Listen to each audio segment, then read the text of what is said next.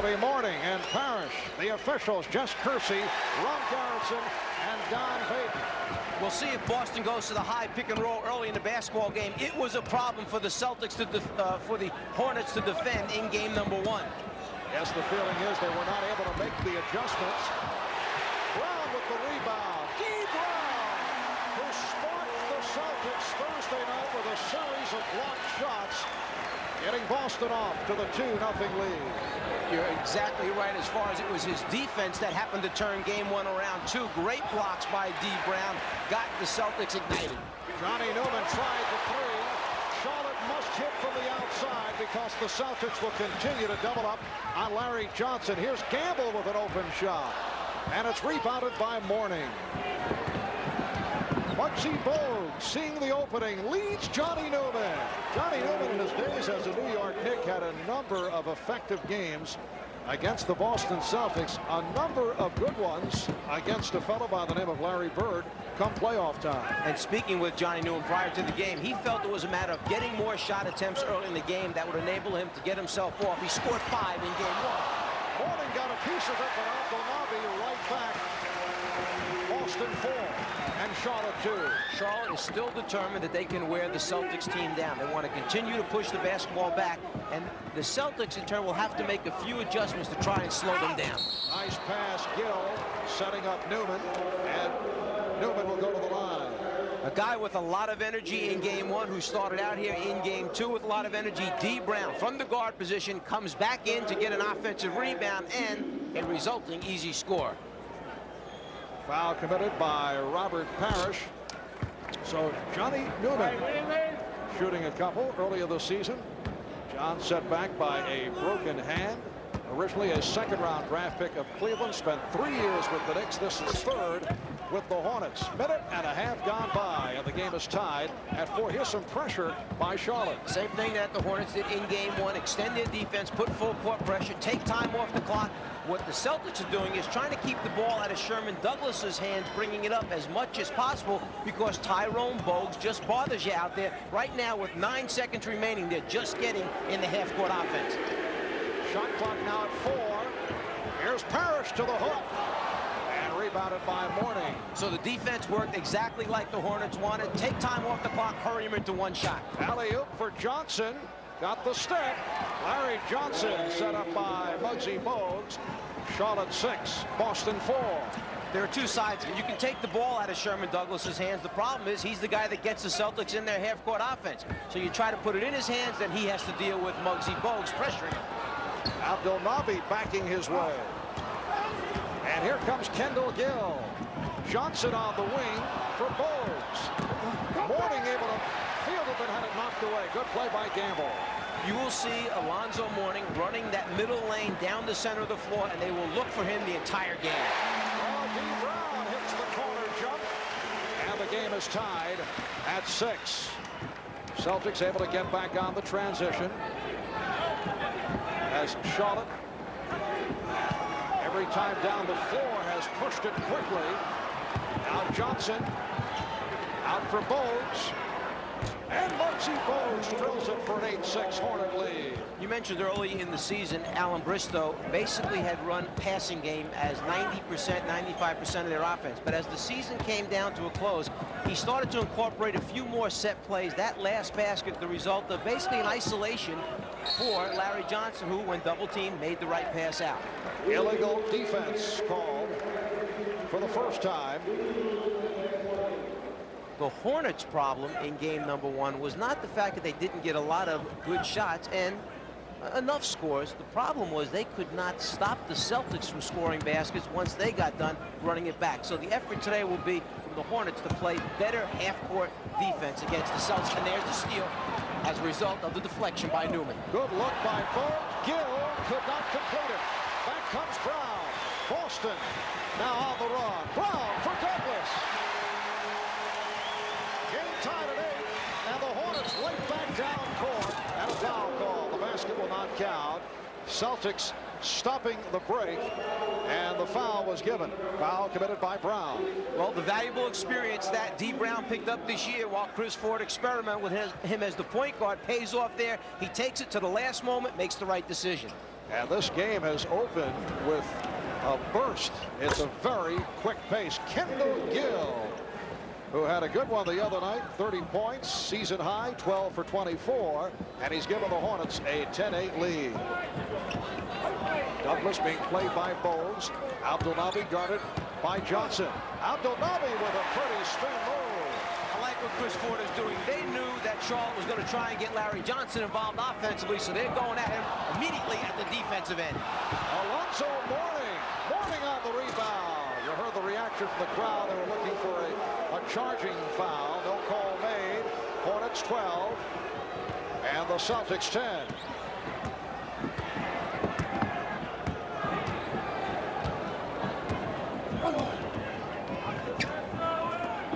Again, Abdelnaby with the back end. Good box out by Mourning. Bogues for Mourning. Alonzo Mourning off to a good start, and Charlotte leads by 4. Now here's pressure by the Hornets. The tempo right now is exactly like Charlotte would like it to be for the entire game. Score, get into your full court pressure, use up time against the Celtics. The problem with Alonzo Mourning is Robert Parrish today feels he must meet him earlier and then get him off that low block. That time he had no chance. It was transition that hurt him. Parrish brushing off Mourning, and the foul was called before the shot attempt, so the basket does not count. 6:47 remaining, first quarter. Timeout is called. Joe Klein working against Sidney Green. Nice move. Joe Klein in his 8th year out of Arkansas. Man who comes on for Robert Parrish, able to hit the fadeaway, and it gives Boston a 1-point lead. Curry and Gill down in the backcourt. Pretty set up. Gaddison will go to the line. Gaddison up front along with Wingate. And Green, Alan Bristow buying some time, but he's getting set to reinsert Larry Johnson. I'm sure that Chris Ford does not want the Boston Celtics to switch that pick and roll situation and wind up with Kevin McHale 25 feet from the basket and a much smaller player trying to play Gaddison down low. They will make an adjustment on that. Now, Kenny Gaddison is a player that the Celtics don't mind seeing on the line. Only 60% free throw shooter. And he swishes the first one. Johnson is back. So it's Gaddison, Johnson, and Green up front. Gaddison last year was forced to play center at 6'8". He was the Hornets starting center most of the way. Terribly undersized. Took a beating, but he gave a tremendous effort. Gaddison at 6'8", about 255 out of Old Dominion. Game tied at 26. Minute and a half gone by. Second quarter. Rick Fox trying to go to work on David Wingate, who was called for the block. Marv Albert with the czar of the telespread, Mike Fratello and Ahmad Rashad. From the Boston Garden, game 2 of this best-of-5. Game 1 Thursday night. Boston beat Charlotte 112 to 101. They will play game number 3 in Charlotte Monday night. Here's Kevin McHale, who came on just a moment ago. Nice ball, goes to the scoop. Had a real interesting conversation with Kevin before the game. You know, he's talking about development of moves for Shaquille O'Neal. Talking about how he has to develop different ones, what'll work in playoffs, what won't work. And then, as Ahmad mentioned, he was feeling very good today. He said, I think I can play more than 20 minutes. My back feels the best it's felt in quite a while. And Kevin has been a day-to-day situation because of the sore back. Fox given room. Yes. Boston leads by 4. It's a different tempo, a different pace for Charlotte when Muggsy Bogues is out of the basketball game. He'll be back in shortly. You'll see them start to push the basketball again, get more easy baskets. Gill posting up. Fox with the rebound. See, everything right now is trying to come off the half-court offensive set where the Celtics can dig in. And they've got a nice-sized front line out there. Joe Klein, Kevin McHale, X-Man who's physical. It's transition scores that Charlotte needs. Johnson moves it back. Charlotte opened the game. They're hitting at shots, but had their problems in the latter portion of the first quarter. They finished 9 of 22 in the first quarter. David Wingate buries the jump shot. David Wingate has been a question mark because of a sore left knee. He has brought the Hornets within 2.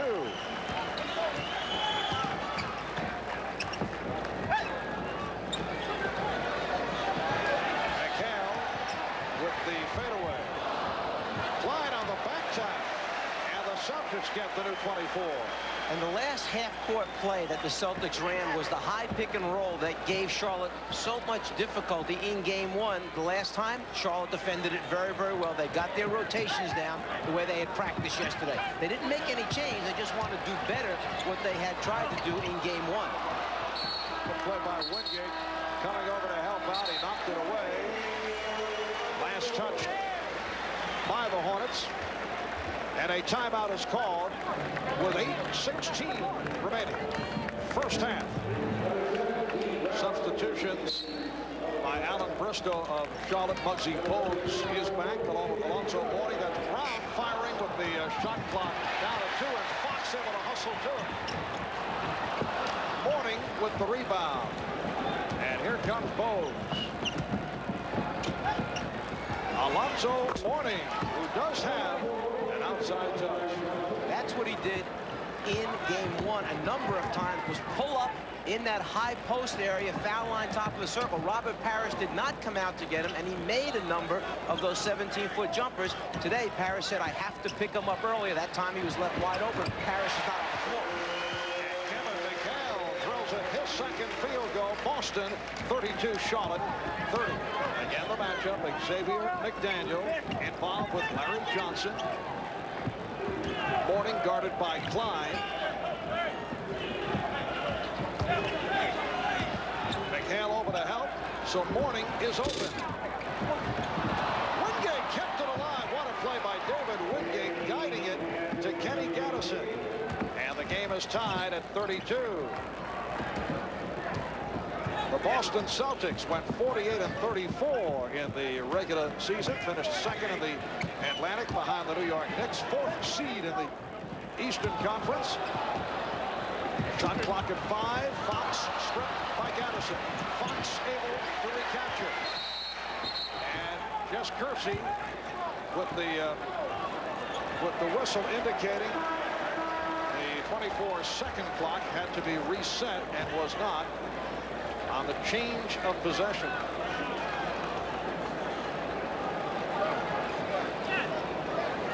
And Boston will maintain possession. You can see in your low left-hand corner the 24-second clock expires. Jess Kersey waving his arm, saying, wait a minute, that thing has to be reset. Give him a new 24. They have taken 2 seconds off that 24-second clock. They start play with 22 on the 24-second clock.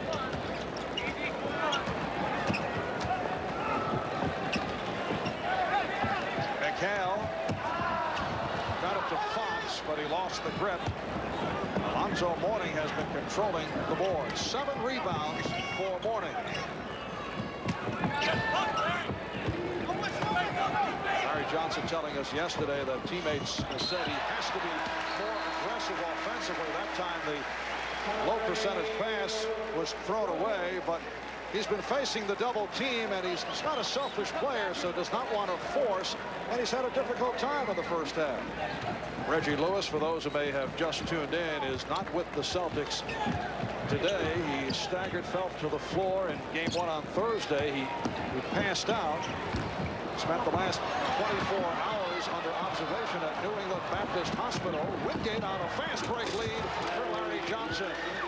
Charlotte leads 34-32. And we're told all the tests came up negative, but for precautionary purposes, Reggie Lewis is sitting out the game today. So D. Brown in the starting lineup, and Brown has played well. He's hit 4 out of 7, 8 points. McHale operating against Gattison, and illegal defense called for the second time, so a technical foul will be awarded to Boston. Alan Bristow, the coach of the Hornets, walking it off. Alan Bristow began as director of basketball operations with the Charlotte Hornets after 7 seasons as an assistant and front office executive with the Denver Nuggets. Bristow, a star at Virginia Tech, a second-round draft pick of the 76ers back in 1973. A Denver connection on the sideline. Former Denver teammates Bill Hanslick and T.R. Dunn are the assistant coaches. Good hit. That's a good hit. Good hit. The X-Man. And it's It's rebounded by Mourning. Charlotte leads by 1. Gaddison from Bogues. So Gaddison has 5 points. Nice look by Muggsy Bogues. We've seen more than once the first man down the middle of the floor for Charlotte is occupying the first defensive player. That happened to be Larry Johnson that time. It's the second trailer that's coming down that they're finding for the scores. Earlier we saw that it was Mourning that scored. That time Gaddison. Big men run the floor hard for the Hornets. Kevin McHale converting his 3rd field goal. He has 6. Charlotte leads 36-35.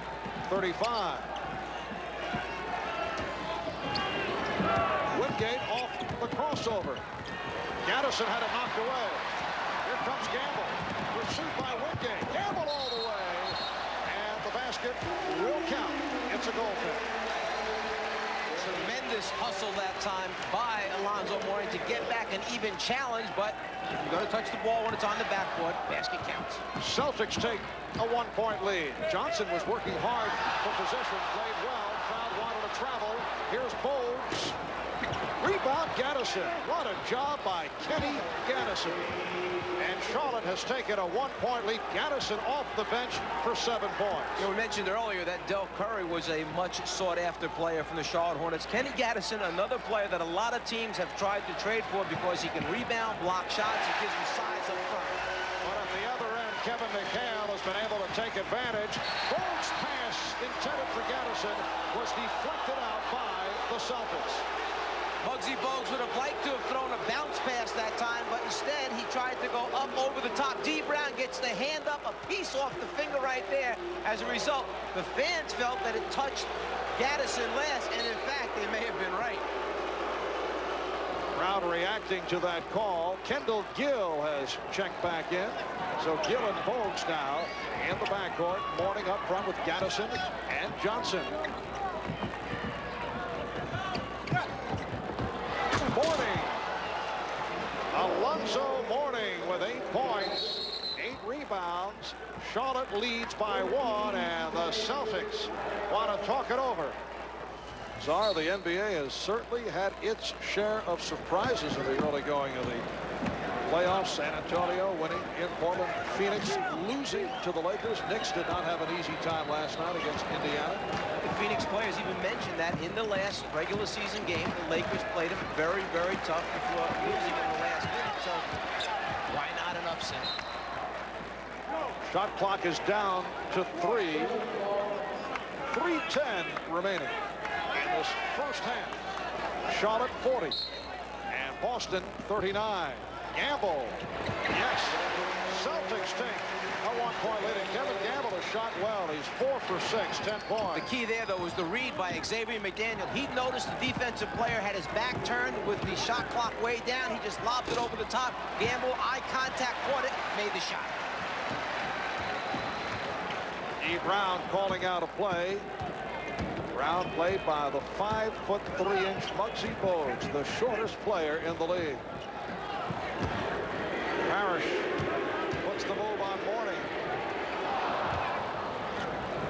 Robert Parrish 1 for 3 to this point.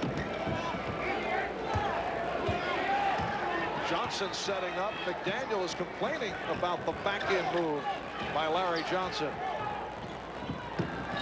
Good defensive sequence here by the Celtics. Now the double on Johnson. Gill with the shot. Yes. Kendall Gill with his 3rd bucket. He has 7 points.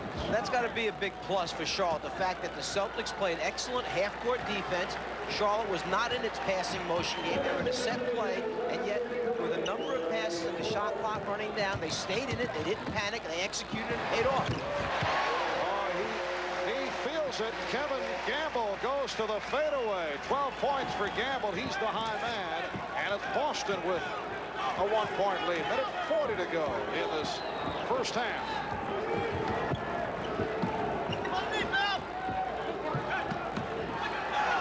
Here's the double up. McHale over. Gaddison. And a foul is called on Boston. Boston. The one thing you can see is that the Celtics practiced yesterday anticipating that Charlotte would try to put the ball in Larry Johnson's hands a number of times. As soon as he gets it, the double teams are there. It's forcing Larry Johnson to look to be a passer first rather than a scorer's mentality. He touches the ball, there's the two-team. He has to find an open teammate to be effective right now inside. Fouled by Robert Parrish, misses the first of two. He's only a 60% free throw shooter. El Curry is back.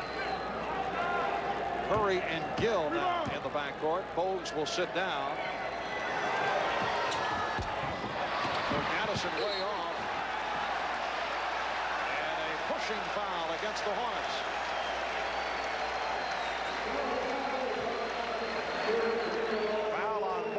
Second. The hard work, the effort right there, but then the left arm shoves the Chief out of the way, the resulting foul. Boston ball, they lead by one. Celtics turning it around after the cold spell. They've hit 5 of their last 6 shots. And Campbell was pushed. Hit from behind by Kendall Gill. That is his second. Charlotte is over the limit, so Gamble will go to the line. Evan Gamble, a player who has come a long way. A 3rd-round draft pick of the Portland Trailblazers back in '87. Bounced around, played in the Philippines, shuttled around the CBA, eventually signed with Boston as a free agent. Has emerged as a major player. He's the high man with 14 here this afternoon. Boston leads by 3 as we come up on 1 minute left in the first half. Curry off the pick. Rebounded by Parrish. There's got to be a number of coaches sitting home saying Del Curry never missed that shot during the regular season when he's that wide open, because he makes it with a hand in his face. Campbell tries the 3. With the rebound. Either club has hit a 3-point shot in game 1 or in this first half here today. Douglas with a force. Rebound Parrish. Boston with its biggest lead, a margin of 5. 20 seconds to go in the half. 4 seconds difference between the shot clock and game clock. Charlotte will try to, I assume, keep it for the last shot. Shot clock at 5. Out of 2. Johnson changed his mind. It's a 24-second violation. There's that unselfishness again of Larry Johnson, who I'm sure his teammates and coach felt he was going up with it. Instead, at the last minute, tried to drop it off, but no time left for the shot. 4 and 6/10 seconds remaining in the half. Crowd responding to the Celtic effort. 5-point Boston lead. They've scored the last 6 points. McDaniel for McHale. McDaniel looking for position. McDaniel now with the shot. So that is the end of the first half.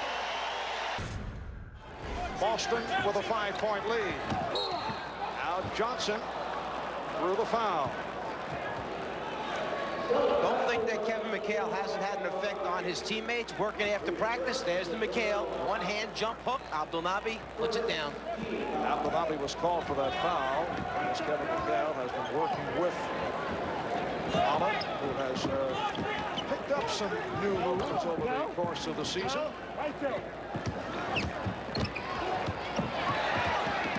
Gill with the recovery. And Kendall Gill able to knock down his 4th field goal. He has 9 points. Kendall Gill in his 3rd season out of Illinois. Finished strong over the last 5 games, all 5 won by Charlotte. Gill averaged better than 21 a game. Parrish. Rebound Parrish. Boston 51 and Charlotte 46. In the first half alone, Boston came up with 11 offensive rebounds. They had 47 shot attempts to steal by Gamble. Charlotte has allowed more field goal attempts than any team in the NBA this year to their opponents. The Celtics taking advantage of this game. Well, D. Brown was fouled. He'll go to the line. Newman called for the personal. A little fade by Parrish, but Mourning turns his head to look at the ball. Parrish hustles right after it, and another offensive rebound. Another 2 points for the Celtics. 39-year-old Robert Parrish, 6 points, 9 rebounds. D. Brown will shoot a pair. Game 1, D. Brown 8 for 8 from the free throw line. And D for the season at 79%. Both Boston and Charlotte, good free throw shooting teams. Celtics 4th in the league, and the Hornets number 5 in free throw shooting. Boston by 7. Johnson sets up Mourning, and Mourning was fouled. You can see how they have Larry Johnson thinking about pass. One player, Parrish, runs out on him to take away the jump shot. It forces Larry Johnson to put it on the floor with his left hand. As soon as he does that, he then meets the next player who meets him on the baseline. Parrish jumps out. He puts it down. Abdelnaby waits for him. They have him thinking pass first, shot much later on. Douglas on the foul. Mourning to the line for the first time this afternoon. On the line 15 times in game 1. And he is number 5 in that department. 634 free throw attempts during the regular season. For the first round draft pick of the Charlotte Hornets, second pick overall, behind a fellow by the name of Shaquille O'Neal. And Alonzo Mourning had a remarkable rookie season. Would you say that he came out of Georgetown with somewhat the same reputation as Patrick Ewing, that he was not going to be a big-time scorer in the NBA? Yes, a lot of similarities there. In fact, Mourning and Ewing have been very close friends off the court, working every summer, looking to improve their game. Foul is called. It's on Johnson, his first.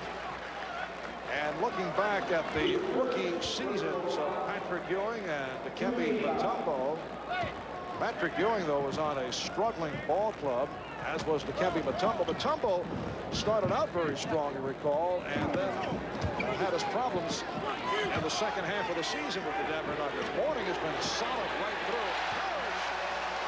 With a solid start here in the third quarter. He has 8 points in all. Boston leads by 7. Well, there were 2 reasons why Mutombo faded. One, they put the ball in his hands about 90% of the time. Everything was centered around him when he first came in the league. The second, the altitude got to him. He got tired in Denver. That's what Dikembe pointed out. Larry Johnson able to hit his 4th field goal. He has 10 points. Boston leads 55-50.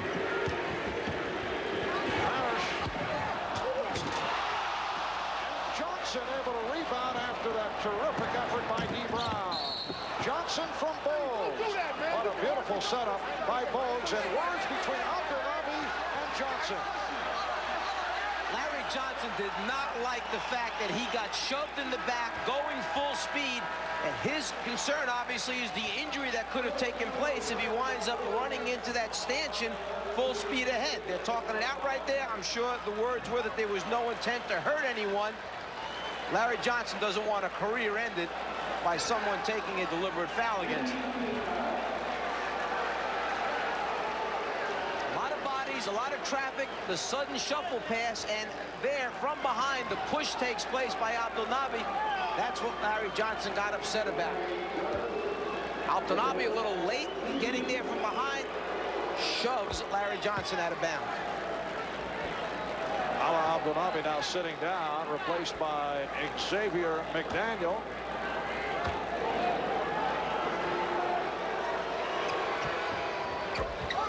Something about don't wake up those guys when they're kind of sleeping out there. Leave Larry Johnson alone. Don't get him too fired up.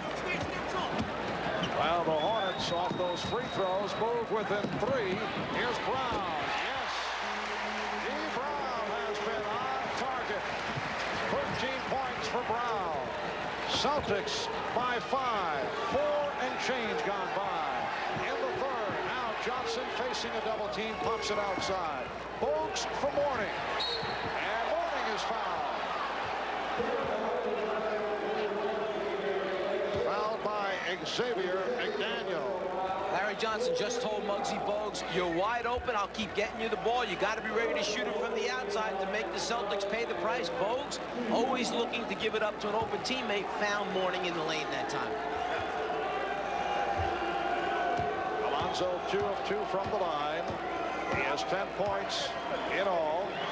Earlier in the season, and we discussed this yesterday with Alonzo Mourning, who admitted he was a bit over anxious. And there was some questions about his shot selection, particularly the outside jumper. There were several games earlier against the Knicks where you had the idea he was trying to prove himself against his friend Patrick Ewing, but his shot selection has come a long way as the season has progressed.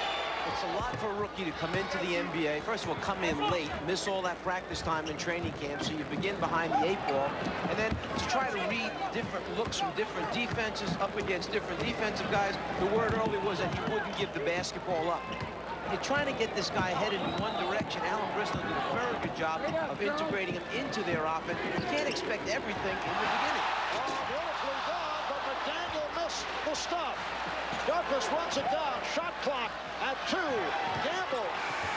Did he get it off? No, he did not. It's a 24-second violation.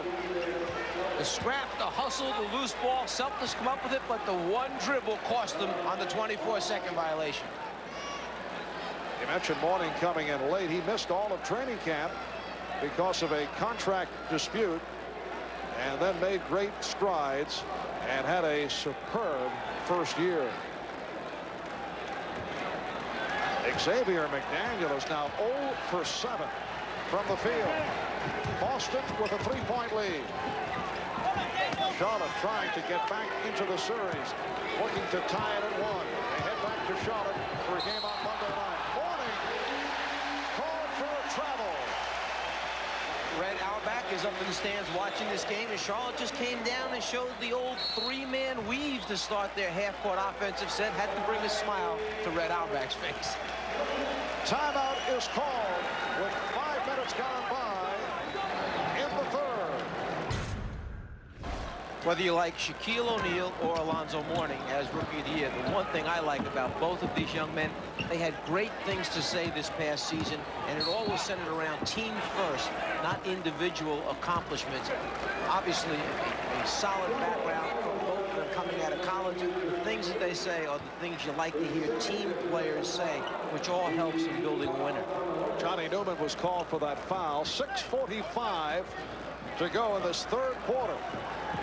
And it's Boston with the ball and a 3-point lead. Marv Albert, Mike Fratello, and Ahmad Rashad from the Boston Garden. Gamble shot turned back by Newman. And here comes Bogues. Celtics get back as they have all afternoon. Loose ball foul, says Ron Garrison. It's against the Celtics on Gamble, his first. In game number 1, Tyrone Bogues shot only 3 for 10 from the floor, but a couple of those baskets were those in-betweeners that came in transition. When he pushed the ball down, Douglas backed off intentionally and basically said you're going to have to pull up and make that 13, 14-foot shot. He had it again right there, could not make the basket. Celtics over the limit, so Johnny Newman on the line for 2. Charlotte now 13 of 18 from the line. Boston is 7 of 7. It is a 2-point Celtic lead. It's been close throughout. At one stretch, Boston led by as many as 7. McDaniel 0 for 7 from the field. Banking with Johnson and coming up short. Mourning had it knocked away. Mourning on the recovery. Bogues directs traffic. Finds the open man. Gill over Anxious, lost the handle. Kendall Gill has had a very tough afternoon. Here is McDaniel. He tried to challenge Mourning. And it will be Charlotte ball. It's the second time that the X-Man tried to stuff, and the shot went astray. The quick pass underneath. Gill just loses the handle as he goes up in an attempt to try and dunk the basketball. At the other end of the floor, 2 Feelers players challenge one another. McDaniel takes it at Mourning, but no result. McDaniel is now 0 for 9. X-Man did not go for the head fake, but Douglas had it diagnosed, came up with a steal. Brown for Gamble. Brown on the back tap. And a foul is called on the Hornets. That's a tough call because Tyrone Bogues, being only 5 feet 3 inches tall, actually, D. Brown can jump over the top of him. And as the ball came off the rim, it looked like D had used his one hand to support himself on Bogues' back in an attempt to try and keep that ball alive. The officials felt it was on the box out. Kevin McHale is back. Boston has missed its last 5 shots. Brown and Douglas in the backcourt. Parrish, McHale, McDaniel up front. McHale comes up high, trying to help. Douglas backing Bogues down. Douglas hits. A post-up move by Sherman Douglas to give the Celtics a 4-point advantage. Just under 5 minutes to go in the third. Douglas went down. Crowd looking for a foul. Newman open. McHale with the rebound.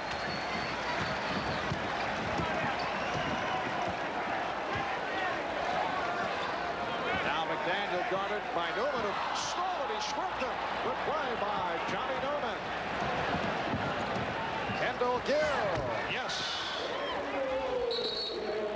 Boston 59, Charlotte 57. You need to find ways to generate offense. One is come up with big defensive plays. The second one by Johnny Newman. Earlier a block shot, that time the deflection, which leads to the transition jumper by Gill.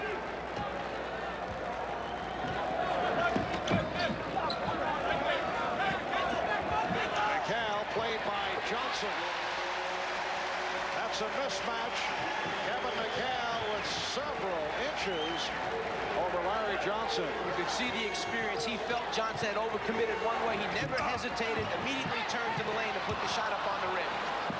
Nice play. Gill hits, and he's fouled. Robert Parrish with the foul, so Kendall Gill has come back strong, hit the jump shot, and now challenges Parrish, converts, and will go to the line. Excellent interior passing by the Hornets. Unselfish play. Newman gives it up. And then as Parrish tries for the rejection, the conversion that time by Kendall Gill. Actually, the Chief gets a little piece of it, but fouls with the other hand on the hip. Third foul committed by Parrish. Abdul-Nabi has returned, replacing Xavier McDaniel, who has not been able to get into it. 1 point, Celtic lead. Pressure by the Hornets. Brown wasting little time, not a good shot. Charlotte with a chance to take the lead. Bogues, yes, and the Hornets lead 62-61. Here's another one of those transition jump shots when the defensive man is backing off, basically saying to you, you're going to have to make it. Muggsy Bogues answers it with the score. Larry Johnson to this point, 4 of 8, 12 points, but Xavier McDaniel had the good one on Thursday night as 0 for 9, 21 points for the X-Man in game 1 as he outplayed Larry Johnson, but McDaniel has not done it to this point. In fact, Chris Ford has lifted him and has gone back to Ala Abdul-Nabi. Charlotte leads 62-61, 3:25 remaining in the third quarter. Oh, what a rejection. Mourning soaring over for the block. And the call here is a foul on Sherman Douglas, who says no, it should be a tie-up. Well, it started out with the anticipation Abdul-Nabi was going to turn to the baseline. The teammate, Mourning, comes over to help out his buddy, gets the block, and then it's a wild scramble for the loose ball. You had a number of different calls that could have happened there. Jump ball, personal foul, or a takedown. Well, Alonzo Mourning, who's 4th in block shots, comes up with his 3rd of the game. And Bogues, with the Celtics over the limit, will shoot 2. Muggsy Bogues at 5'3", smallest player in the NBA. Spud Webb is 4 inches on him, as does Greg Grant of the Philadelphia 76ers. One opportunity for Spud and for Greg. They go into the game to call for that post-up play. Johnny Newman converts off the offensive board, and Charlotte leads 65-61. Charlotte in the midst of an 8-0 run, a terrific turn pulled off by the Hornets. Working so hard to get the ball up the floor, Sherman Douglas. When he does get an open jumper, I'm not sure if he's going to have enough energy to put one down. Good play by Gill, doubling up. 5 on the shot clock. 2:51 remaining in the third. Rick Fox over the scorer's table, now being waved on, replacing Ala Abdelnaby. Let's go over to Ahmad. Marv, coming out at halftime, looking at the Charlotte bench, these guys are all dead. Well, in the last 2 or 3 minutes, they have all come alive. I think they smell blood out here. They are really fired up. And Alonzo Mourning fired up with his 4th rejection. Newman coughed it up. Here's Douglas. Rebound, Douglas. Knocked out of his hands. It'll be Celtic ball. There are only 3 players in the league that blocked more shots during the regular season than Alonzo Mourning. That was Mr. Olajuwon, O'Neal, and Mutombo that finished ahead of him in block shots for the regular season. Del Curry, who played only 7 minutes in the first half, has checked in. Curry still trying to find the range. Did not have a good one the other night. Parrish with that high arcing turnaround, and last touch by Fox. So the ball goes to Charlotte. And Alan Bristow now has a backcourt of Gill and Curry, Newman, Johnson, Mourning up front. Crowd trying to get the Celtics back into it. We come up on 2 minutes remaining in the third quarter. Charlotte looking to tie this series at 1 and take it back to Charlotte on Monday night, even at 1 apiece. Johnson played by McHale. 5 of the 24. Larry Johnson with a beautiful move, beating Kevin McHale. 67-61. Charlotte has its biggest lead. Let's go back to that point where Ala Abdelnaby fouled Larry Johnson going to the basket on a fast break. It got Larry Johnson fired up. It got the Charlotte Hornets fired up. They have the lead. McHale. Good penetration by Douglas, and then he kicked it out. Kevin McHale, 6 of 7, 12 points. Charlotte leads 67-63.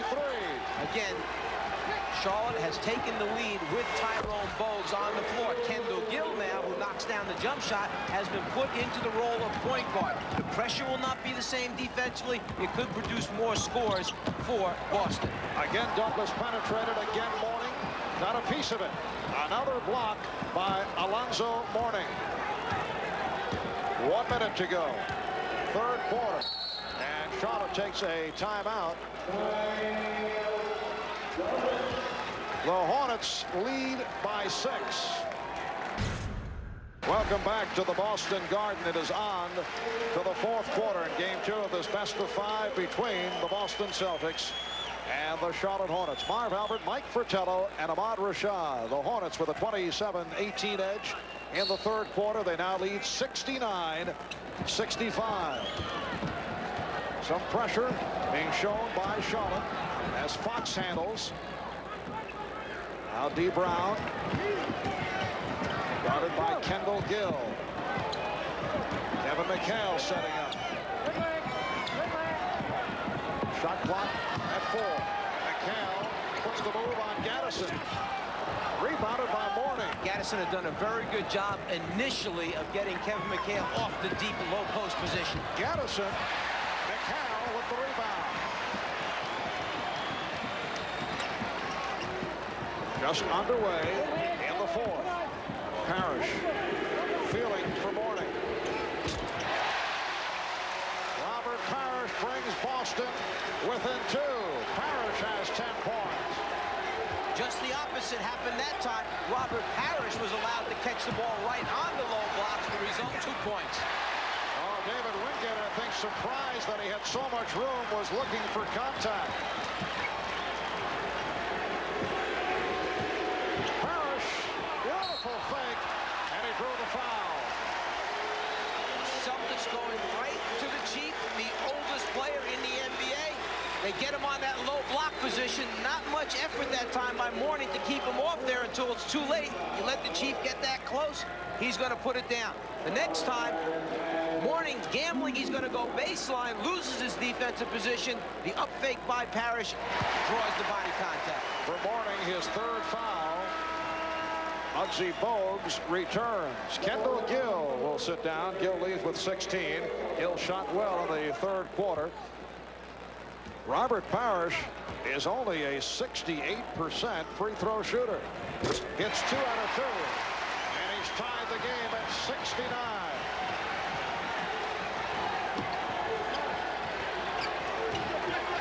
Mourning off the dribble was fouled. Fouled by Parrish. In game number 1, Robert Parrish had 15 points, 9 rebounds. Mourning, 30 points and 11. Trying to take Parrish away from the basket so he can beat him off the dribble. He gets the step. Parrish fouls. So there was quite a difference there between those two players as far as point productivity in game 1. Here in game number 2, Parrish has 12 points, 10 rebounds. Mourning, 12 points, 12 rebounds. So it's basically a wash right now. But the foul on Parrish is 4th. Mourning has 3. Curry fouled by Fox.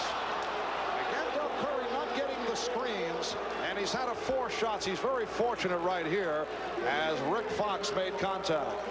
Talking with the Charlotte staff prior to the game, they said that there was so much pressure on Del Curry in game number 1. He never really got a good look, mostly through the efforts of D. Brown. Today they're rotating 3 players on him, but they said it didn't even look good coming out of Del Curry's hand. When you have great shooters, you can see it when it comes out. It's a good-looking shot. The coaches knew it didn't look right, and it didn't go in for him.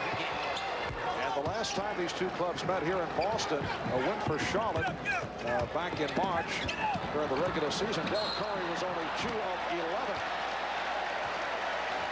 And a foul is called. So off the pressure, Curry picks up his second. Minute and a half gone by in the fourth quarter. Rick Fox very close to a backcourt violation. Alan Bristow with a mild complaint. McHale battling for position. Kevin McHale, 8 of 10, 16 points. The game is tied at 71.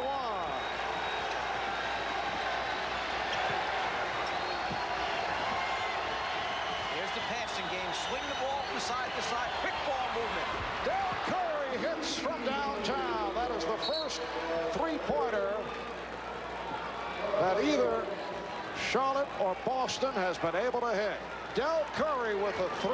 Charlotte leads 74-71. It's such a quick trigger that Curry has on the shot. You cannot back off him. You must be up in his chest, forcing him to put it on the floor.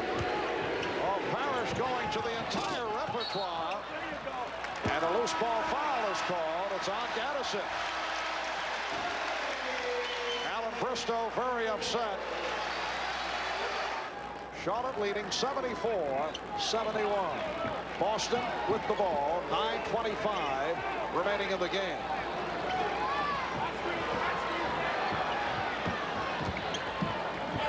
Evan McHale guarded by Kenny Gaddison. D. Brown for 3. Rick Fox on the rebound. As happened in game 1, Boston hurt Charlotte by rebounding from the guard position. That time Rick Fox, coming from the outside, comes up with the ball. Muggsy Bogues knocked it away, went out of bounds, so it will be Boston ball with 22 on the shot clock. Brown guarded by Bogues. Parrish struck by Bogues. One of the reasons why you want to keep the ball away from Tyrone Bogues, because he's so quick getting those hands in there. Larry Johnson for Alonzo Mourning. And the foul is called.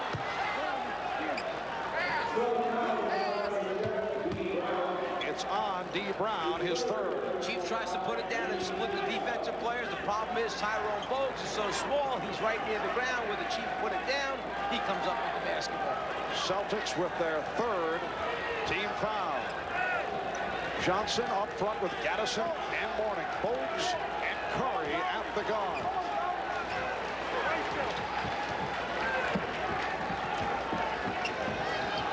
Fox all over Curry.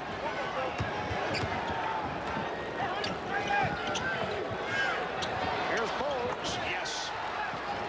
Tyrone Muggsy Bogues has hit 4 out of 7. He has 9 points. Charlotte leads by 5. Excellent read of the double team. Swing the ball to the weak side, and most times it's going to be Bogues that they leave open to make the shot.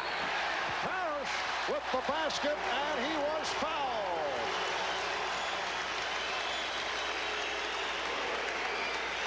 Foul committed by Gaddison. Larry Bird enjoyed that move by his one-time teammate. Kevin McHale a little bit too long, but Parrish gets up there before Mourning actually gets a chance to get to the ball. The conversion, the foul, the chance for the three-point play. Charlotte 76, Boston 74. Xavier McDaniel is back. Curry on a quick release. Yes, so Del Curry has hit his last 2 from long range. 1 was a three-pointer. Boston takes a 20-second timeout. Charlotte now leads by 4. In transition, they set a late screen. They run Curry off, and that's why this 20-second timeout took place, because Chris Ford doesn't like the fact that no one stepped up to help. It doesn't take long for Del Curry to get it out of his hands.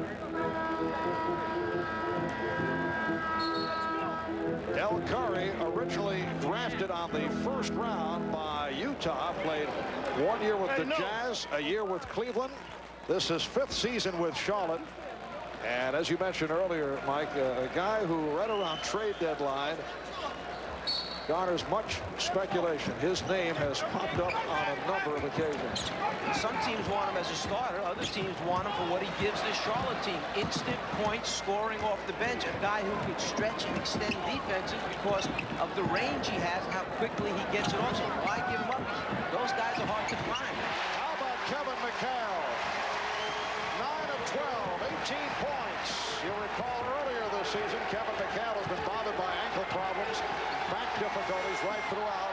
Very unhappy about the lack of playing time. Spoke out about it and then apologized to his coach, Chris Ford, because he went public regarding his dissatisfaction. 1 on the 24. Johnson hits.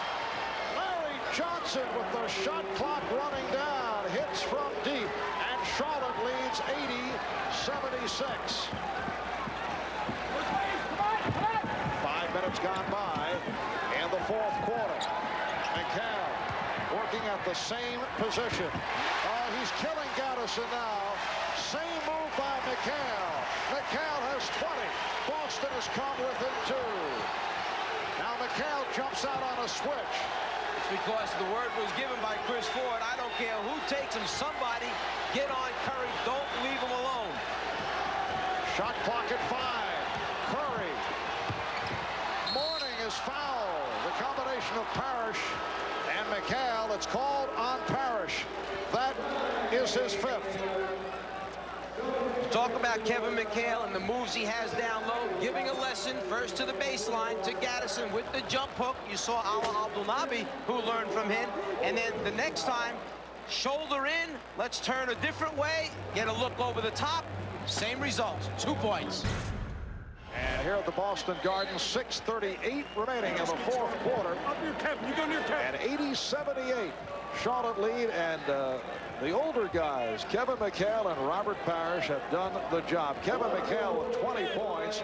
Robert Parrish has 5 fouls, but he has 15 points, 11 rebounds, and off that 5th foul, Parrish sits down. Alonzo Mourning to the line.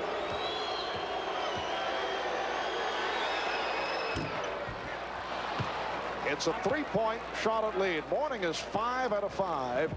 13 points and 12 rebounds for Mourning. Here's Kendall Gill replacing Kenny Gaddison. So many times young people, rookies, come into the NBA and they struggle from the foul line. Alonzo Mourning, who you mentioned, has had a great year in points, rebounds, block shots, shooting over 78% from the free throw line. So tremendous move to concentrate at the line for the youngster.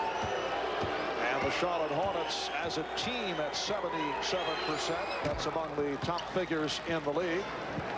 82-78. Charlotte by 4 as they seek to tie the series at 1. Game number 3 in Charlotte on Monday night. Kirby Douglas being forced to work hard by Muggsy Bogues. McHale comes outside. And McHale goes inside. It counts. And the foul. Wait a moment. Now the officials are discussing it. And the basket does hold up, plus the foul. Charlotte is trying to say that the foul took place while Kevin was dribbling the basketball. The officials had to decide if it was in the act of shooting or not. There is the strip to hit in the shot attempt. It's a good call by the officials. It is a continuation. And Kevin McHale with a three-point play has matched his season high. 82-81. Charlotte with a one-point lead. 6 minutes remaining in the game. Morning being played now by Fox. 5 on the shot clock. Down to 3. And they'll go. Kevin McHale with the rebound. Celtics defense that time up, taking away all the easy passes, then the great challenge on the jump shooter at the end. The kind of defense Chris Ford has been preaching all year. They've done an excellent job of playing defense. Crowd responds as McHale begins to make the move. Kevin McHale has given Boston a one-point lead. Well, when a veteran player like Kevin McHale who gets in a groove like this, you have to change up either who the player is that's playing or how you're going to attack him defensively. You cannot give him the same look. They are on their feet. Standing ovation here in Boston. Bogues off the mark. Gamble rebounds. An inspirational effort by the 36-year-old Kevin McHale, who apparently still has some basketball left. You saw Tyrone Bogues again, the open man who's being forced to take and make big shots for Charlotte. He will go to the line.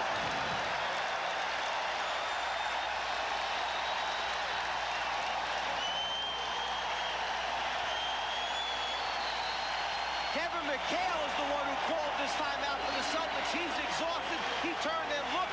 Larry Bird, standing ovation for his former teammate. McHale looked at Chris Ford, said, "Coach, I need a timeout," and he got it. These are classic moments that we are witnessing here in Boston in the direction of that man, Kevin McHale. Well, go to school with Kevin McHale and learn how to play down in the post area. The conversion after the up and under move, the reaction from his teammate Larry Bird says, "Atta baby, Kev." And then on the near basket, when Kevin gets it up there, Mourning fighting for position, almost gets the roll. He's fouled. He goes to wipe his hands off, but says, "Hold on, I got to catch my breath. Hey, coach, give me a timeout." And that foul on Mourning was his 5th. Boston leads by 2. McHale with a season high is 27 points. 13 have come here in the 4th. He has scored 13 of the Celtics' 20 fourth quarter points, and Boston has taken an 85-82 lead with 4:40 remaining in the game. Bogues played by Douglas. They collapse on Mourning. Crowd wants a foul. Here's Muggsy Bogues bringing it to a 1-point Boston lead. Well, Bogues turned down the first jumper from the corner, and he cannot do that. He has got to make the Celtics defense pay. He knocked down the second opportunity from the foul line. But I wanted to mention, coming out of the timeout as McHale goes up and misses the inside shot, Kevin McHale looked across the floor at his former teammate Larry Bird. Bird gave him a signal like, "I like it, keep it going." McHale acknowledged him by pointing at him as if to say, "This is for you, Larry." Xavier McDaniel called for his 3rd.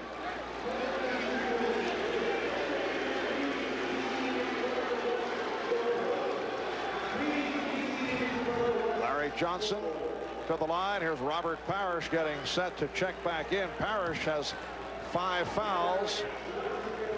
Stellar performance by Robert Parrish in the second half. He has 15 points, 11 rebounds in all. At the court, Marv, I notice a lot of times you get that cart to take you down to the gate that we're flying out of because of age and, fatigue. I'm wondering if the Celtics could use it to get Parrish and McHale up to the table when they want to report in because of this young Charlotte team trying to wear them out. Meanwhile, here's Chris Ford, very upset. He started to head out to the floor. And now in a discussion with Jess Kersey. I believe he was complaining about the extra substitution allowed to Charlotte. As they did some shuffling, Kenny Gaddison has come on. Larry Johnson has tied the game at 85. We're just coming up on 4 minutes remaining in this fourth quarter. The Celtics won game 1 on Thursday, trying to make it 2-0 in the series. Charlotte hoping to tie it at 1 apiece. Gamble. And the rebound is deflected out. Last touch by Boston. And the reaction from the crowd, they feel that not only 1 but 2 of the Hornets may have touched the basketball. Officials saw it the other way. My concern right now is Kevin McHale has had such a great run here in the second half for Boston and has not had a chance to regroup. Do you take him out right now with 3.5 remaining, or will he have run out of gas here in the stretch run? Oh, strong move by Larry Johnson. And it's Charlotte 87 and Boston 85. Johnson has 19. 3:25 remaining in the game. Now McHale operating against Gaddison.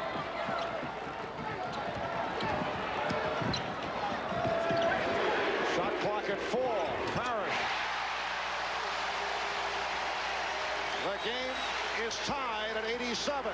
That's just what Kevin McHale needed, was for Robert Parrish to come off the bench, have some wind, and then be able to go to him. McHale right now is breathing very hard. He needs a substitution.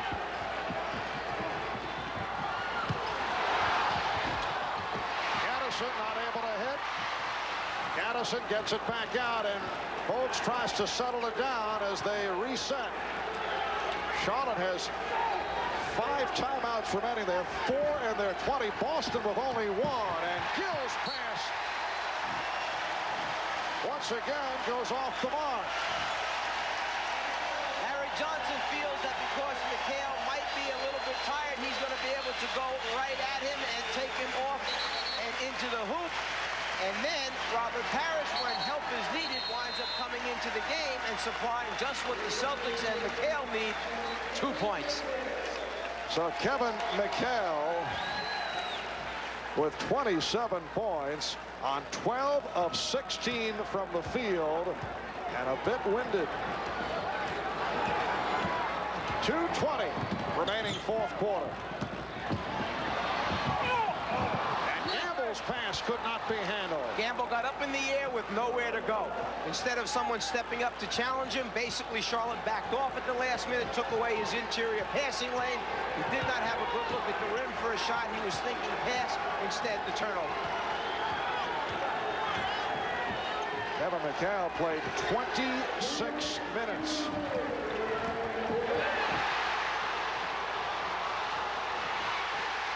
And the Celtics able to recapture. Here's Gamble. Yes. And that's exactly the guy the ball should have gone to, because it was Kevin Gamble that got down on the floor and saved that possession for the Celtics. It would have been Charlotte's ball. Gamble knocked it free. Gamble hits the jumper to put him ahead. A very emotional performance by the Boston Celtics. Kevin McHale winds down his Hall of Fame career. This will be one of his signature games because of the dramatic implications. He's been a forgotten man in this, his 13th season, but he's come off the bench here this afternoon for 27 points. 13 of the 27 in the fourth quarter. Charlotte with the ball. They now trail by 2. Minute and a half remaining in the fourth. Larry Johnson with 5 on the shot clock. Draws the double team. Down to 2. Down to 1. Gill. Yes. Oh, clutch shot by Kendall Gill. As the shot clock was down at 1, and he's tied at 89. Minute 15 remaining in the fourth. Here comes Kevin McHale. McHale getting set to report in. 10 on the 24. McDaniel McDaniel can't find the shot. Rebound is handled by Gill. Xavier McDaniel is 0 for 10. We're under 1 minute to go. In the fourth quarter, the game tied at 89. Larry Johnson had it knocked away. Madison was stopped by Parrish. Here's Mourning. He goes down, and he draws the foul. What had happened was from the beginning of that play, Xavier McDaniel had turned his head towards the bench as either a teammate or coaches were yelling out instructions. When he turned his head, the player that he was guarding takes him off the dribble. McDaniel very lucky to strip him at the last second. But a second back, with 1 second remaining, Gill goes up, down 2 points, and hits the jumper as time expires. There is where Xavier McDaniel had turned his head. Larry Johnson went by him. Fortunately, the strip prevents the initial layup. Mourning 6 for 6 from the line. 78% free throw shooter. And Charlotte leads by 1. The foul on McDaniel, his 4th. So the foul situation, Parrish with 5, McDaniel 4, Mourning has 4. 41 seconds remaining. Fourth quarter.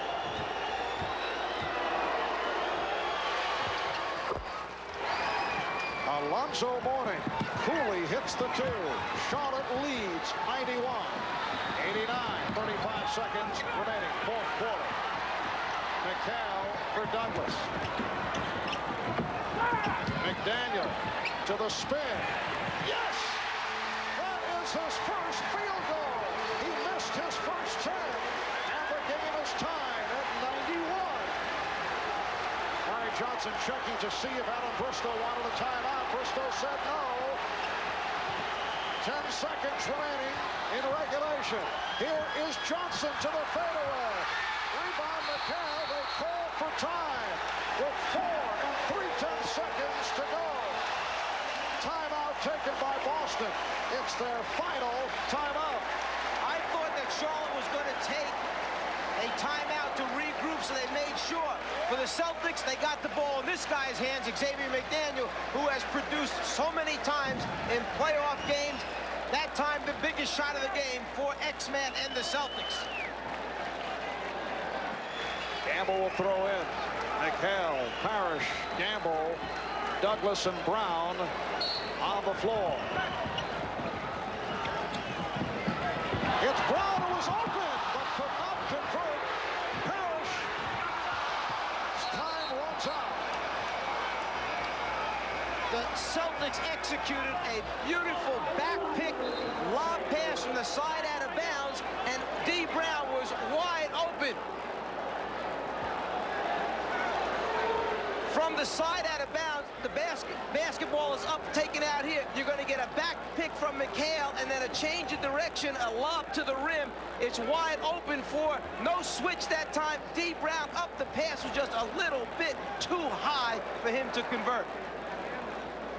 And we are headed to overtime, tied at 91. Kevin McHale was arguing. Chris Ford knows it's wide open. He sees it. The complaint is, and Kevin McHale argued, they think there was time left for the Celtics to take it out on the baseline still. Celtics and the Hornets tied at 91. Robert Parrish, Alonzo Mourning will go on the opening tip, both playing with 5 fouls. Parrish, Gamble, McHale up front. McDaniel is back on along with Douglas. Charlotte controlling. Bogues and Gill in the backcourt. They go right to Mourning, and Charlotte leads 93-91. Well, Alonzo Mourning even learned a lesson from Kevin McHale. He said, let me try one of these hook shots. They seem to be working for him. 18 points for Alonzo, along with 13 rebounds. Parrish to the fadeaway. The game is tied at 93. Charlotte front line of Mourning, Addison and Johnson. Bogues and Gill at the guards. Kendall Gill, Alonzo Mourning from deep.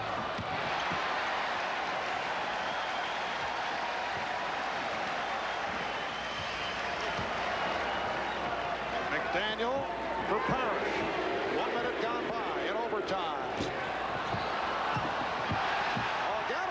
save. Nice play by Ken Gaddison. Bogues from Mourning. Couldn't take advantage of the mismatch. Rebound, Gamble. Kind of a frantic start to this overtime. Everybody trying a little bit too hard to get the jump on the other team at the beginning of overtime. Celtics and Hornets tied at 93. Douglas looking for the pick and roll. Gaddison staying with McHale. Now tries the other side. One on the 24. Gamble waved off. Will not count. 24-second violation. Sherman Douglas is passing up open shots the same way as Tyrone Bogues was. He has got to shoot that one with the shot clock running down. Instead of taking the shot, he tries to fire it inside. You can see that it's on the 0 before the ball is released.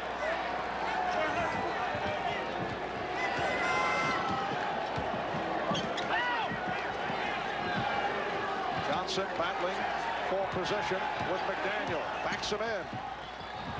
And then threw it out, did not have the shot. Both just did get it off and deflected out by Gamble. No argument from Kevin Gamble. The Celtics did a very good job of stopping the Charlotte Hornets attack. Tyrone Bogues just throws one up on the rim because he's trying to avoid the 24-second violation. And they're fortunate that the ball was deflected out of bounds by the Celtics. Alan Bristow looking for some more offense, sending on Del Curry, replacing Kenny Gaddison. Just under 3 minutes to go in the 5-minute overtime. The game is tied at 93. Curry with the ball. Johnson, played by McHale, goes right at him. Hands to Mourning. Bogues saving from the backcourt. 3 on the shot clock. Here's Bogues. Yes! Oh, what a shot! He got it up over the 7-foot Robert Parrish. Maxie Bogues hitting the floater with the shot clock running down to give the Hornets a 2-point lead. Bogues actually saves the ball with 4 seconds remaining on the 24-second clock. Now he's got to get from half court into the lane and try and get a shot. He goes around Sherman Douglas. The Chief is running at him, but just gets it up over the top of Robert Parrish's outstretched hand. 13 points along with 8 assists for the 5'3" Tyrone Muggsy Bogues. Charlotte trying to tie this series at 1-1. They lead 95-93. We are in overtime with 2 minutes and 20 seconds remaining. Boston with the ball. They are down by 2. Xavier McDaniel. Oh, nice fake. He drew the foul. Larry Johnson called for his second. At the offensive end, the ball has been going into Larry Johnson's hands. The Celtics feel if they can make him work hard at the defensive end of the floor, perhaps it will cut into the effectiveness of Charlotte at the offensive end. McDaniel, 79% foul shooter. Celtics have hit 13 for 13 from the line. So the Charlotte lead is 1. Boston always among the leaders in this department, number 4 this season. Charlotte is number 5. The Celtics today without Reggie Lewis. Reggie staggered and fell down in the early moments of game 1 on Thursday. Turned out he fainted. Taken to the hospital for observation. He spent the last 24 hours at the hospital. It was decided that he would be better off sitting it out this afternoon. He may return for game 3. He's being called day to day. Game is tied at 95. Shot clock down to 5. Down to 3. Here is Mourning. And McHale gets to it. Marv, you mentioned a moment ago that the Celtics always have been an outstanding free throw shooting team. The problem this year is they don't get to the free throw line a lot. They're right at the bottom of the NBA in number of free throws attempted. In this game, 29 to 15 in favor of Charlotte as far as free throws shot. Shot clock down to 1. A minute 15 remaining in overtime. Charlotte and Boston tied at 95, and a 20-second timeout is called by the Hornets. This time, Alan Bristow has decided with the basketball in possession and a tie score, he's not going to take any chances. He's taking the timeout. He's going to set up a play that the team can execute so everyone has confidence in what they're trying to do. You pop out. You pop out. During the course of the regular season, the Celtics beat the Hornets in 3 out of 4. However, Charlotte did win here in Boston in the last meeting in mid-March. Overall, Boston has won 18 of 21 against Charlotte in the 5-year history of this franchise, and they have won 10 of 11 here in Boston. The Hornets with 17 on the shot clock. We're coming up on a minute to go in overtime. Larry Johnson showing quickness, whipping around McHale to give the Hornets a 97-95 lead. Chris Ford tells his team, come right back down and let's try and attack without letting Charlotte set up their defense. They're trying to go McHale against Larry Johnson. McHale. Last touched by Curry. Now Chris Ford will take the timeout to set up a play from out of bounds underneath with 7 seconds remaining on the 24-second clock. What did Alan Bristow set up in their timeout? It was to get the ball down low to Larry Johnson. And Larry, don't wait and try and back him down. Make a quick move on McHale. It pays off with 2 points. It has been a close game right throughout. At one point, the Celtics led by as many as 7. Charlotte also led by 7. Kevin McHale providing inspiration with a fourth-quarter run that helped to bring the Celtics back. McHale has scored 27. That is a season high. McHale 12 of 17 from the field. Robert Parrish has 19 points. Kevin Gamble has 16. Charlotte led by Larry Johnson with 21. Alonzo Mourning and Kendall Gill each have 18. 7 on the shot clock as Gamble inbounds. Down to 5. Here's D. Brown. And the call is last touched by the Celtics. It will be Charlotte ball. They lead by 2 with 45 seconds remaining in this overtime session. So if you're the Boston Celtics right now, what you're doing is you're saying you want to dig in, you want to get a stop defensively, and then there still is plenty of time remaining to come down and get a good shot and either tie or try and win this thing. But the first thing is dig in defensively and stop them. Johnson played by McHale. Here's Curry. Douglas gets to it on the back tap. Boston with an opportunity to tie. Boston has 1 timeout remaining. Charlotte with 3. Sherman Douglas didn't really get a chance to look at Chris Ford, so they're making this play up on the fly. Gamble for 3. Parrish with the rebound off the face. McHale fires. Yes! He's tied the game at 97. 6 seconds remaining in overtime, and Charlotte calls for time. You could see Sherman Douglas run over to Chris Ford as they were coming off the floor just then and asking Chris Ford, look, I didn't hear what you said. We just tried to get it into something so we got a shot. But it was the 2 old-timers, Parrish, who takes the first shot and misses, but McHale, the long arms, the reach, over the top of Larry Johnson, the extra effort, and then the 2 points. And you think his former teammate Larry Bird liked it?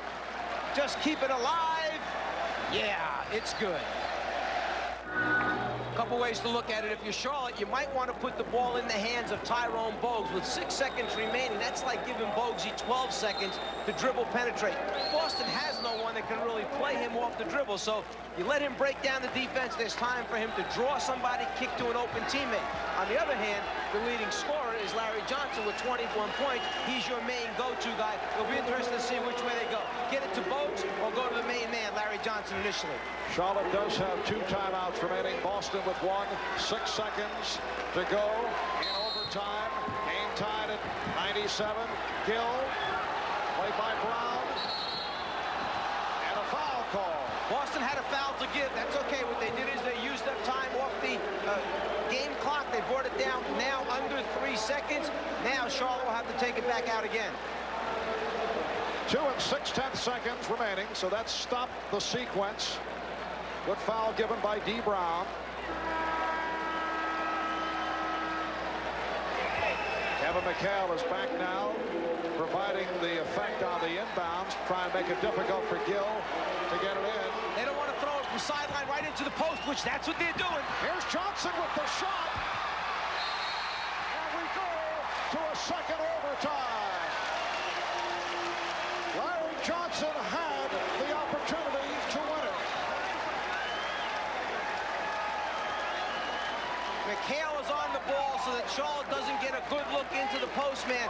As soon as Charlotte spreads, it goes directly from the side out into Larry Johnson, who gets a wide open look. Parrish with the stretch, the challenge. Is it in? No, it's back of the rim. We go into the next overtime.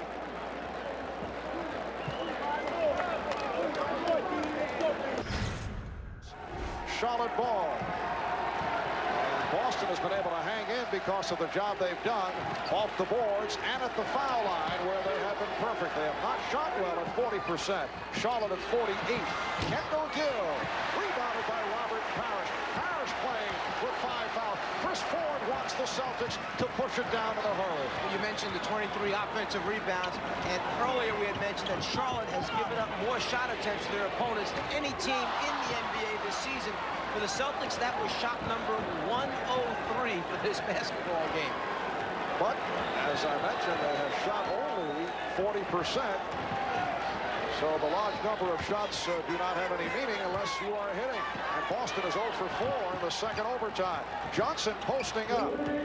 Shot clock at 3. Gill trying to go glass. Parrish with the rebound. That is his 15th rebound. And again, the Celtics with a chance to tie with just under 2 minutes to go in the second overtime. D. Brown, played by Kendall Gill. Larry Johnson now involved with Kevin McHale. McHale will go to the line. The foul committed by Gill. There's another way of looking at that 103, 104 shot attempts if you're the coach that is coaching a team that's shooting only 40%. You tell your team, all right, we're having a bad afternoon shooting the basketball, but because you're working so hard, getting us so many more shots at the basket, we're able to hang in this basketball game. Keep on working, stay on the offensive boards. McHale 3 of 3 from the line. Charlotte maintaining the 2-point lead. A minute 38 to go in the second overtime. That's the first free throw miss by the Celtics. They hit their first 15. The Celtics trail by 1. 30 points for McHale, a season high. Minute and a half to go in the second overtime. Johnson guarded by McHale. Johnson. And Douglas takes for the Celtics. Kevin McHale was cheering harder than anyone for Sherman Douglas to go get that basketball because he was in cement. There was no way that Kevin could chase it down in the corner. Well, the combination of 36-year-old Kevin McHale, 39-year-old Robert Parrish have accounted for 49 of the Celtics' 98 points this afternoon. Kevin McHale has played 31 minutes this afternoon. He has gone 40 minutes only one time this entire season. He has gone 30 or more minutes only 13 times this season. So I guess he should be a little bit tight. Correction on the timeouts. Boston, as you just saw, with 2 left. Charlotte with 2 left. 1 point, Charlotte lead. We come up on 1 minute remaining in the second overtime. Shot clock at 5. Brown with an open shot. Brown missing the last couple. He's had the chances, had good shots. Those are shots that normally Reggie Lewis would be taking for this Celtic team. And at the same time, if Reggie Lewis were here, they may not be doubling off and leave him wide open. Brown started hot, but has not been able to hit. Gill for Gaddison. Kept alive by Gaddison. And Charlotte with a new 24. They lead by 1. 15 on the 24, 19 remaining in the second overtime. I don't know if they can let this shot clock run down. You may have to go after him right now and commit the foul. Otherwise, it's only going to be about 3 seconds differential. Here's Johnson. Gill, one on the 24. Gill fires. Rebound Parrish. And the Celtics, with 2 seconds remaining in the second overtime, call for time. They gambled that time on the Celtics' part. They dug in, played solid defense, did not go back to foul immediately. So now they have 2 seconds remaining. The battle, the scramble for the ball, and off the fingertips that time, out of bounds. So now Rick Fox will be the trigger man. He will look to throw in. A big man on the ball, Mike Jaminski, so you don't give Fox a good look. He cannot move on that sideline or it's a violation. Jaminski had not played at all today. Here's Fox. It's Brown again for 3. And that will wreck it. D. Brown finishes 1 for his last 10 after the good start. And in double overtime, the Charlotte Hornets with their first ever playoff victory. They have defeated the Boston Celtics by the score of 99-98, and they even the series at 1. Game 3 in Charlotte Monday night at 8 o'clock. Marv Albert with Mike Fratello and Ahmad Rashad saying so long from Boston. In double overtime, it's the Hornets by 1.